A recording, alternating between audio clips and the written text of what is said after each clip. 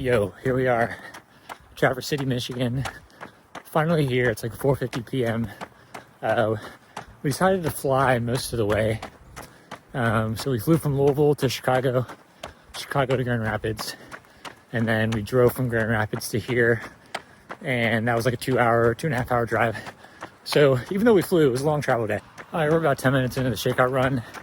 Immediately starting the run, legs were tight from the travel day, which I was worried about, but 10 minutes in, feeling a lot better now. The weather's so good too. It's like no humidity. It's got like a nice chill, but not too chilly. Tomorrow it's going to be 40 degrees. It's going to be so good. No wind. It's going to be amazing. So I think the weather's going to play a huge factor in how tomorrow goes, and I'm really excited about that. But glad the legs are loosening up a bit now.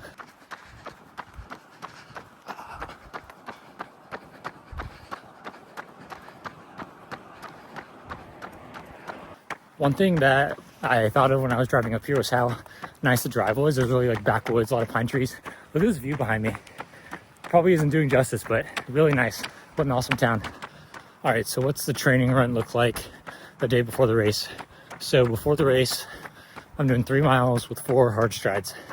And I'm doing strides because I think it's important when you're tapering, you know, your body's like getting rested, and you know, you're not going as hard as you were in the middle of your training block. So I think to prevent your legs from going into like, I'm going to use the word sleep mode, and like just kind of zoning, like not being prepared for a big effort, but like not fully in training mode, it's really important to hit strides the whole week leading up to the race, just to have your legs still ready to go. Like, okay, we're still turning over, we're not just jogging, you know, 20-30 minutes all week, which I did pretty much, but like you still want your legs to be moving fast throughout the week, just a little bit to prepare for going fast on the weekend. All right, shakeout done. We have to go to the expo, go to the grocery store, and then go to the pasta dinner at Justin's still today. So a few things to check off before bedtime and putting the bib on. So a few more things to go. Excited for the pasta dinner. A lot of friends in town, so that should be a lot of fun. All right, we're 3 strides in. Legs are feeling very good. I'm getting down to like 435, 440 pace pretty comfortably or pretty easily, which I usually don't, not easily anyway on strides. So that's a good sign. The legs are really fresh.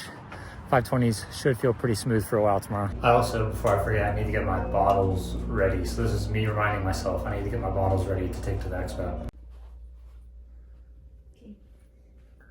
All right, happy race day. Doing a little bagel and banana this morning, and gonna do a little bit of both of these.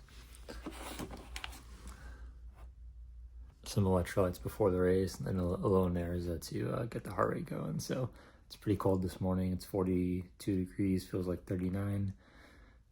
So I didn't bring any arm sleeves or anything. Probably gonna wear gloves to start at least. So yeah, excited to get out there.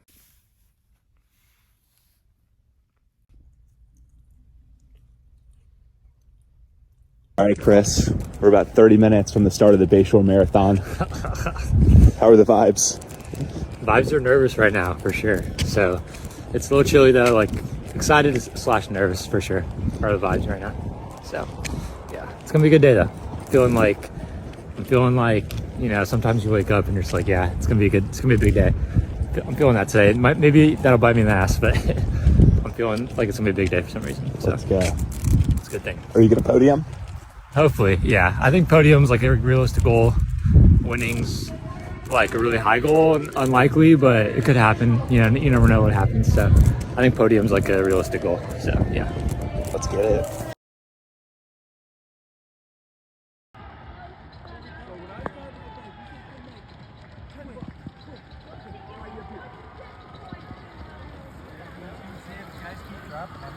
Let's go, Chris!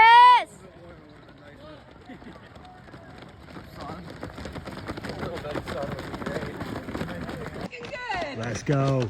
Looking good. Props you, bro.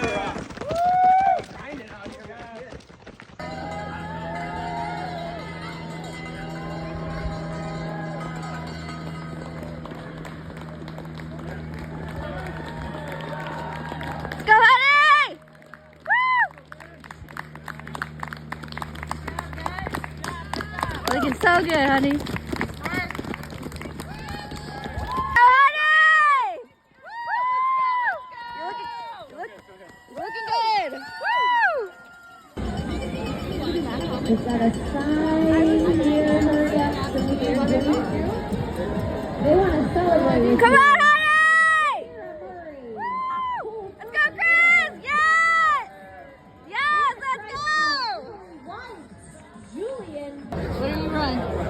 2:22. 2:22.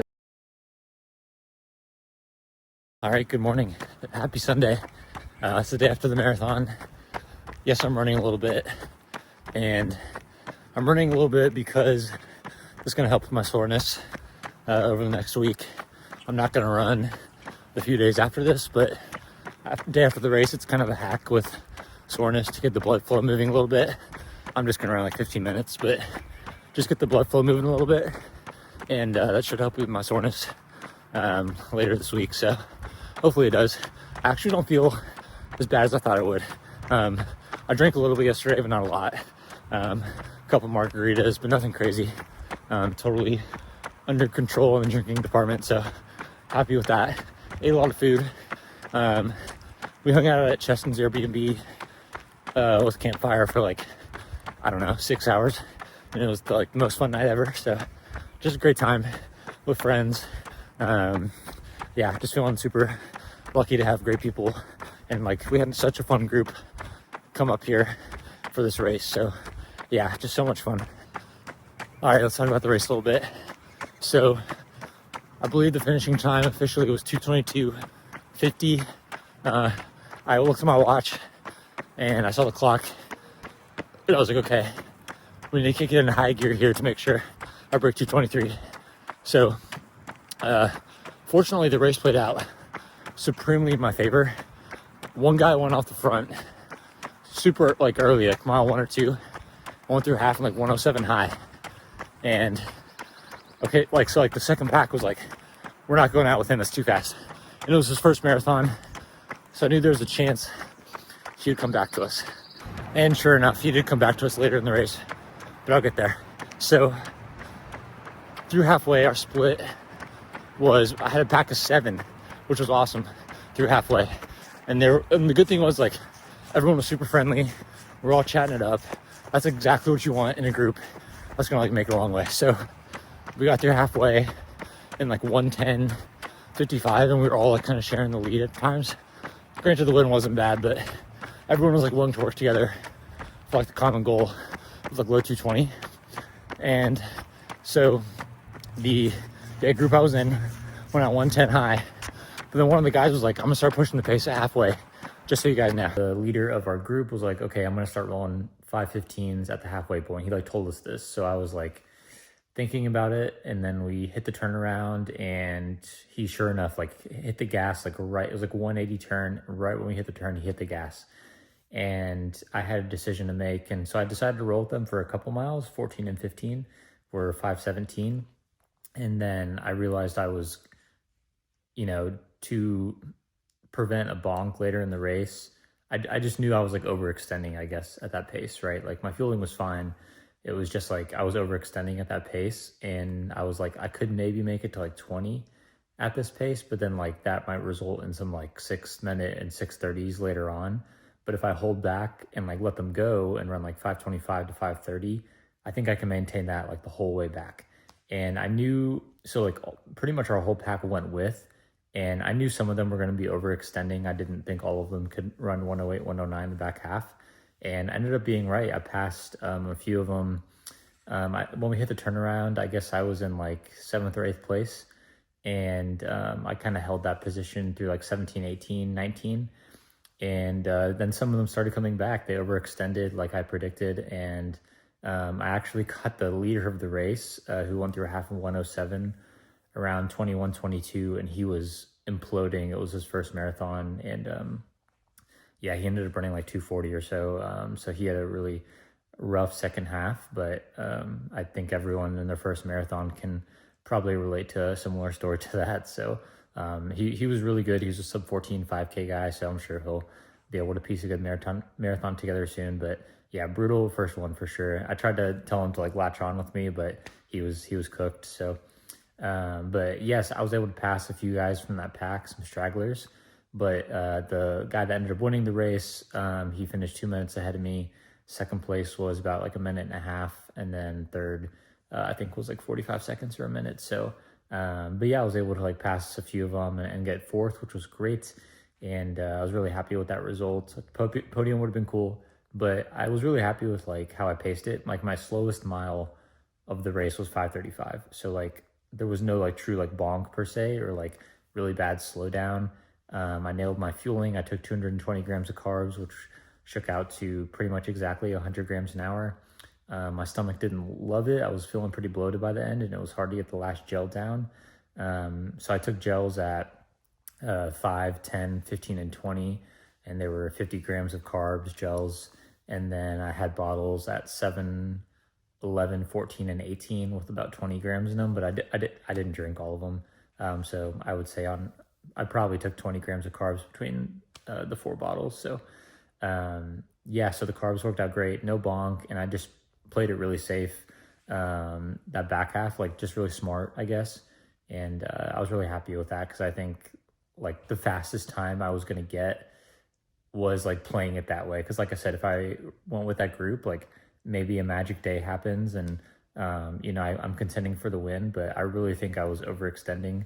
So backing off that group and like making the conscious decision to like run 5:25 to 5:30s the rest of the way paid off well. I split 110 high on the way out and then right around like 111 high, 112 flat on the way back. So pretty solid splits and finished with 222 high. So yeah, really happy with how I played it. Feel like I played it smart. And I just feel like I'm like figuring out the marathon.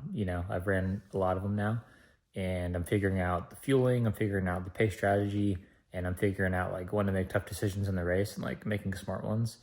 So I think just being like more of a veteran now, the marathon's definitely paying off. So, but yeah, so I was ecstatic after the race, not gonna lie. I don't know why, I just got like really emotional when I finished. I guess just like a lot of time spent training for this one.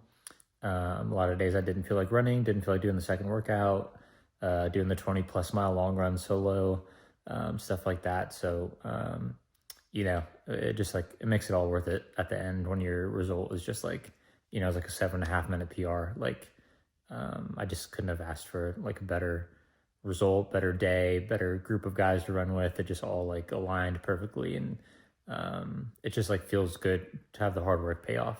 It's just like, and that's why I got emotional. I'm not someone that gets emotional easily, really ever. So, yeah, I don't know. I saw my wife and I just kind of like broke down a bit. So, and she's, she knew why. Like she sees me do all the running, and I made us late to several things because I was doing my second run, and she's always been cool about that. And so she's seen the whole block, and yeah, so it was a cool moment with her for sure. But yes, like I said, after the race, we went to Cheston's, hung out, and then Sunday we went to the lighthouse at the end of the peninsula, like kind of further up the race course towards the end of the peninsula. We went to the lighthouse up there, got in the water a little bit, which felt amazing on my legs. And then we hit a winery after, and then we got a nice dinner with everyone that stayed on Sunday and headed back. So I will say I was like really surprised by how beautiful Traverse City was. People had said it was really nice up there, but I didn't realize it was going to be like really, really nice. Like as nice as it was, I guess. Like, the winery was like stunning. The views and the views of the lake were like unbelievable too, and how clear the water was. So would I recommend Bayshore Marathon? Absolutely. It's a great weekend trip. There's just like a ton of stuff to do there. We had so many friends. And it's just like it's a really cool town. The weather was perfect, and it's a great like destination marathon. So it's a fast course too. There were some rollers, but nothing like significant at all. I think like the back half was actually a slightly downhill. It's a out and back. So highly recommend Bayshore if you're looking for a PR race. So yeah, but thanks for following along with this series. It's kind of my first time, doing a marathon series. So I will continue doing this once a week as we go into summer. And just so you guys can like stay caught up here. And don't worry, we're doing a full podcast episode this week about this race weekend. So, and we'll have a special guest on for that one too, someone that was there with us. So stay tuned for that. It should be a lot of fun. But yeah, so coming up, I'll probably do a 4th of July race, debating between a 10K in Lexington or a 5K here locally. I'm kind of leaning towards the 10K, but we'll see. I have to get up pretty early to drive there, but we'll see. And then after that, I am doing a half Ironman relay in August in Louisville. So I'm just doing the run, the half marathon part. I probably won't like full on race that, but I'll run it like at a decent effort level. But it's gonna be like probably like 9 or 10 a.m. in August, so it's gonna be like really hot. So I'll probably like run like pretty hard, but nothing like all out effort. And then after that, we have the Hidden Gem Half in Chicago, which is Floberg's home race. So we're all going up for that. That will be a PR effort half marathon. So hoping to run 67 or 6 at that. And then that would give me a good setup for the big one in the fall, Chicago Marathon. I'm really excited for Chicago. Unfortunately, the American development field is closed now. It maxes at 150 people. I didn't have the time until this past weekend, so I emailed them. Fingers crossed, but it's full, so I don't think I'll get in. So, and then as a backup, because Chicago's weather is always kind of iffy. Sometimes it's warm or too warm or windy or whatever. So I am going to sign up for the Indy Monumental Elite Field as well in November. And I really want to break 220 this fall. So that'll be the plan or the goal for the fall. And yeah, so we're doing Chicago is the A race, but I'll have Indy as a backup. I might just run it anyways, even if Chicago goes well, but or just downgrade to the half if I break 220 at Chicago. But yeah, I'm gonna have the Indy sign up in my back pocket just in case. So that's the plan for the fall. Stay tuned, and like I said, I'll keep updating training every week. And I think I'm going to be starting with my new coach Victor in a couple weeks, so I'm excited for that. Get some more, I guess, science-based training. Obviously, keep the volume fairly high throughout the summer, but not as probably like just around 100, 110. And then as we go into the fall, I'll start pushing towards probably a little higher even than I did for this block. So stay tuned for that. So, but thanks for the support. I really appreciate it. I couldn't believe how many Strava comments and like messages I got. So I don't know. It was like overwhelming, like in a good way, like I just felt so like appreciated and like loved after a good result. And it was amazing. So if you commented or reached out, seriously, thank you. I read every single one. And yeah, I was like blown away by like how many people reached out. So I really appreciate that. But I'll catch you on the next one, probably next week. I'm going to do a little bit of running this week, not too much, but I'll still post something. And yeah, make sure you listen to the pod. The pod's going to be amazing. A lot of great stories from the weekend to share that I haven't shared on here. So the pod will be obviously an hour and a half, probably a lot of funny stories to tell about the race and war stories. So yeah, make sure you check out the pod. Catch you on the next one.